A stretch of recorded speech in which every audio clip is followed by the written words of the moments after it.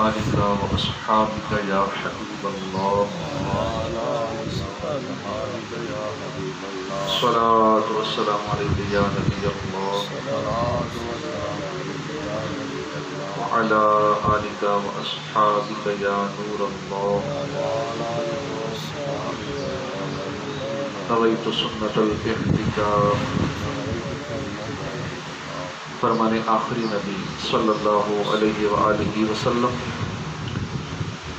جو مجھ پر 10 مرتبہ درود پاک پڑھتا ہے اللہ عزوجل اس پر 100 رحمتیں نازل فرماتا ہے. صلو علی الحبیب صلی اللہ تعالی علی محمد صلی اللہ علیہ وسلم. اعوذ باللہ من الشیطان الرجیم. بسم اللہ الرحمن الرحیم. أولئك يسارعون في الخيرات وهم لها سابقون ولا نكلف نفسا إلا وسعها ولدينا كتاب ينطق بالحق وهم لا يظلمون. بل قلوب في غمرة من هذا ولهم أعمال من دون ذلك هم لها عاملون. حتى إذا أخذنا مترفيهم بالعذاب إذا هم يجأرون. لا تجعلوا اليوم إنكم لا تنصرون. قد كانت آياتي تتلى عليكم فكنتم على أعقابكم تنكصون مستكبرين به سامرا تهجرون. اللہ کے نام سے شروع جو نہایت مہربان رحمت والا. اولئک یہ لوگ یسارعون جلدی کرتے ہیں فی الخیرات بھلائیوں میں وہم اور وہی لہا ان کے لیے سابقون آگے بڑھنے والے ہیں. ولا نکلف اور ہم بوجھ نہیں رکھتے نفسا کسی جان پر الا مگر وسعها اس کی طاقت کے مطابق. ولدینا اور ہمارے پاس کتاب ایک کتاب ہے ینطق جو بیان کرتی ہے بالحق کی حق وہم لا یظلمون اور وہ ان پر ظلم نہ کیا جائے گا. بلکہ قلوبہم ان کے دل یعنی ان کافروں کے دل فی غفلت غفلت میں ہے من ھذا اس قرآن سے ولہم اور ان کے لیے اعمال کام من دون ذالک ان کے علاوہ یعنی ان مسلمانوں کے اعمال کے علاوہ ہیں ہم لہا جن کو وہ عاملون کر رہے ہیں. حتیٰ یہاں تک کہ اذا اخذنا جب ہم نے پکڑا مترفیہم ان کے خوشحال لوگوں کو بالعذاب عذاب میں اذا ہم یجأرون تو جبھی وہ فریاد کرنے لگے. لا تجارو تم فریاد نہ کرو اليوم انکم آج تم فریاد نہ کرو انکم بے شک تم منا لا تنصرون ہماری طرف سے لا تنصرون تمہاری مدد نہیں کی جائے گی. قد کانت بے شک کانت آیاتی تتلا میری آیتیں پڑھی جاتی تھیں علیکم تم پر فکنتم علی اعقابکم تو تم اپنی ایڑیوں کے بال الٹے پلٹ جاتے تھے. مستکبری تکبر کرتے بھی اس پر یعنی خانہ کعبہ کی خدمت پر. سامرا رات کو الٹی سیدھی باتیں کرتے. تہجرون حق کو چھوڑتے ہوئے. ترجمہ کنز العرفان. یہ لوگ بھلائیوں میں جلدی کرتے ہیں اور یہی بھلائیوں کی طرف سبقت لے جانے والے ہیں. یعنی جن لوگوں کے اوصاف سابقہ آیات میں بیان ہوئے وہ بہت رغبت اور اہتمام کے ساتھ نیک اعمال کرتے ہیں اور ان میں اس لیے جلدی کرتے ہیں کہ کہیں ان کا وقت ختم نہ ہو جائے. اور اس نیک عمل کی ادائیگی میں کوتاہی واقع نہ ہو جائے اور وہ نیک عمل کرنے میں دوسروں پر سبقت لے جانے کی کوشش کرتے ہیں۔ مفسرین نے آیت کے اس حصے وَهُمْ لَهَا سَابِقُونَ کے یہ معنی بھی بیان کیے ہیں کہ وہ اپنی نیکیوں کے اجر میں سبقت کرنے والے ہیں، یعنی انہیں ان کے نیک اعمال کا اجر آخرت سے پہلے دنیا میں بھی مل جاتا ہے، یا وہ نیکیوں کی وجہ سے جنتوں کی طرف سبقت کرنے والے ہیں۔ وَلَا نُكَلِّفُ نَفْسًا إِلَّا وُسْعَهَا، اور ہم کسی جان پر اس کی طاقت سے زیادہ بوجھ نہیں رکھتے، اور ہمارے پاس ایک کتاب ہے جو حق بیان کرتی ہے اور ان پر ظلم نہ ہوگا۔ یعنی سابقہ آیت میں نیک لوگوں کے جو اوصاف بیان ہوئے یہ ان کی طاقت اور وسعت سے باہر نہیں ہے، یوں ہی ہر وہ چیز اللہ تعالیٰ نے اپنے بندوں پر لازم فرمائی ہے وہ ان کی طاقت سے زیادہ نہیں ہے، اور یہ اللہ تعالیٰ کا بڑا فضل ہے، بہت بڑا فضل اور احسان ہے کہ وہ اپنے بندوں پر ان کی طاقت سے زیادہ بوجھ نہیں ڈالتا، ورنہ اس کی شان تو یہ ہے کہ وہ جو چاہے کرے، اس بارے میں کسی کو سوال کرنے کی مجال نہیں ہے۔ مزید ارشاد فرمایا کہ ہمارے پاس ایک کتاب ہے جو حق ہی بیان کرتی ہے، اس میں ہر شخص کا عمل لکھا ہوا ہے اور وہ لوح محفوظ ہے، اور عمل کرنے والوں پر کوئی ظلم نہ ہوگا، نہ کسی کی نیکی گھٹائی جائے گی نہ بدی بڑھائی جائے گی۔ بل قلوبہم فی غمرۃ، بلکہ کافروں کے دل اس قرآن سے غفلت میں ہیں، اور کافروں کے کام ان اعمال کے علاوہ ہیں جنہیں یہ کر رہے ہیں۔ اس آیت کا ایک معنی یہ ہے کہ کافروں کے دل اس قرآن شریف سے غفلت میں ہیں، اور ان کافروں کے خبیث کام جنہیں یہ کر رہے ہیں ان کاموں کے علاوہ ہیں جو مذکورہ بالا آیات میں ایمانداروں کے ذکر کیے گئے۔ دوسرا معنی یہ ہے کہ کافروں کے دل اس قرآن سے غفلت میں ہے، اور وہ اس عظیم غفلت کے علاوہ اور بھی بہت سے خبیث کام کر رہے ہیں۔ حتیٰ اذا اخذنا مترفیہم، یہاں تک کہ جب ہم نے ان کے خوشحال لوگوں کو عذاب میں پکڑا تو جبھی وہ فریاد کرنے لگے۔ اس آیت میں کفار کے اعمال کا انجام بیان کیا گیا ہے کہ کفار اپنے اعمال پر ہی قائم رہے، یہاں تک کہ جب ہم نے ان کے خوشحال لوگوں کو عذاب میں پکڑا اور وہ بدر کے دن تلواروں سے قتل کیے گئے تو جبھی وہ فریاد کرنے لگے۔ ایک قول یہ ہے کہ اس عذاب سے مراد فاقوں اور بھوک کی وہ مصیبت ہے جو تاجدار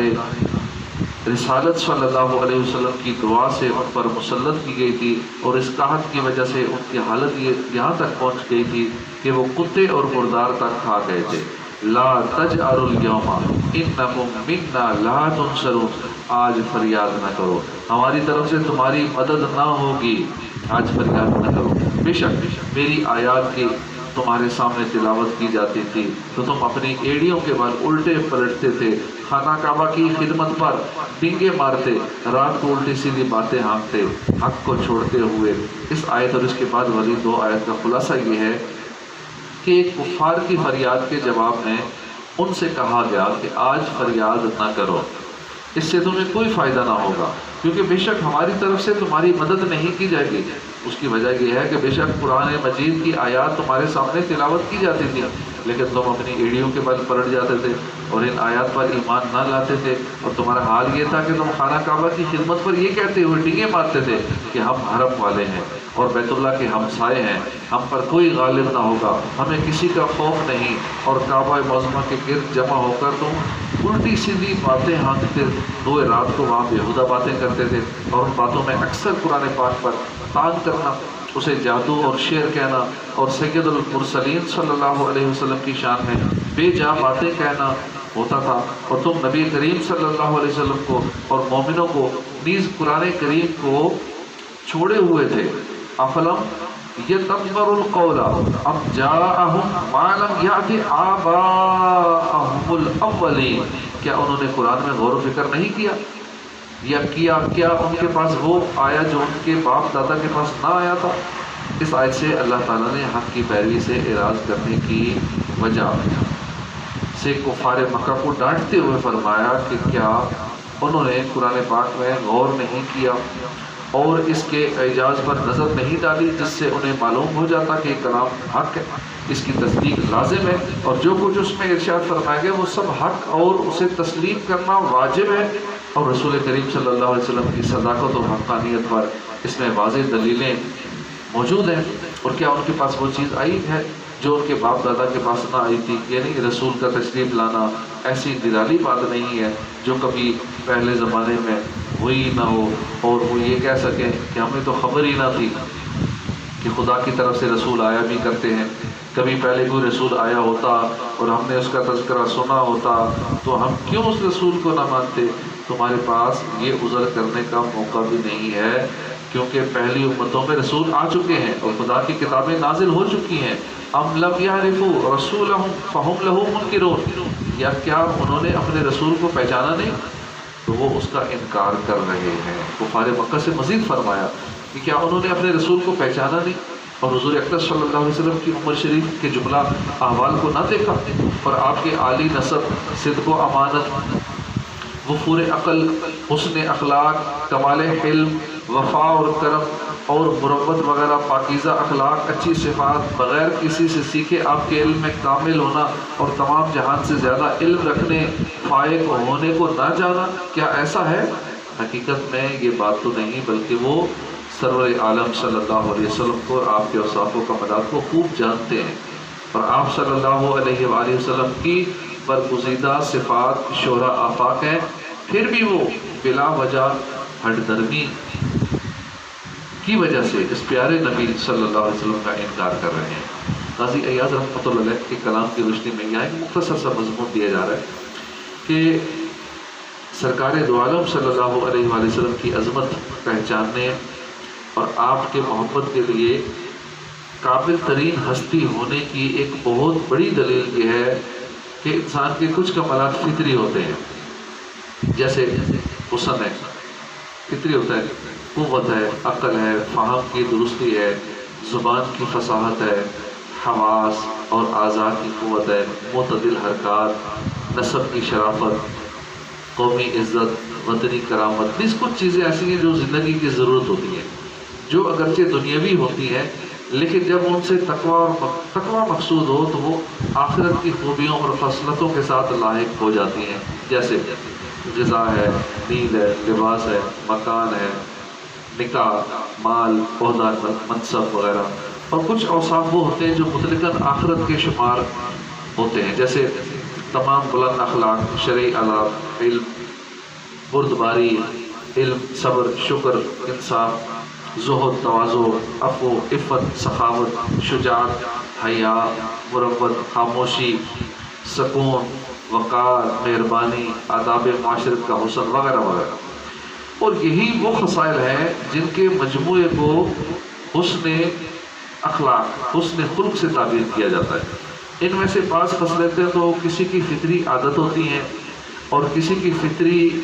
تو نہیں ہوتی، لیکن وہ انہیں محنت اور ریاضت سے حاصل کر لیتا ہے. ان خوبیوں کا حال یہ ہے کہ کسی شخص میں ان میں سے ایک یا دو بھی پائی جائیں